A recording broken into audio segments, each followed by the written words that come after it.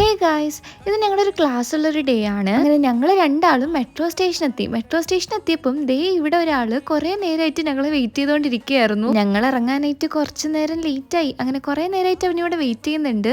അങ്ങനെ ഞങ്ങൾ ക്ലാസ്സിനൊക്കെ പോയി. ക്ലാസ് കഴിഞ്ഞിട്ട് ഞങ്ങളുടെ യൂണിവേഴ്സിറ്റിയിലെ തന്നെ ഗാർഡനിൽ ഇങ്ങനെ ഇരിക്കുകയായിരുന്നു. ചെറിയ നല്ല കാറ്റൊക്കെ ആയിട്ട് അടിപൊളിയായിരുന്നു അവിടെ ഇരിക്കാൻ വേണ്ടിയിട്ട്. ഇത് നെക്സ്റ്റ് ഡേ ഞങ്ങൾക്ക് ക്ലാസ് ഉണ്ടായിരുന്നതായിരുന്നു. അന്ന് ഞങ്ങൾക്ക് റോൾ പ്ലേ ഉണ്ടായിരുന്നു.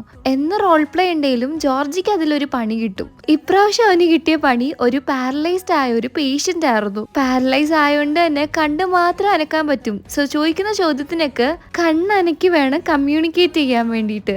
സത്യം പറഞ്ഞാൽ എല്ലാവരും ചിരിച്ച് ചത്തു. ദേ ഇരുന്ന് കണ്ണ് ചിമ്മുന്ന നോക്കിയേ. ഞങ്ങൾക്ക് റോൾ പ്ലേ ഉള്ളപ്പോഴൊക്കെ ഇതുപോലെ നല്ല കോമഡിയാണ്. ഓരോരുത്തർക്കും ഓരോ ക്യാരക്ടേഴ്സ് കിട്ടുമല്ലോ.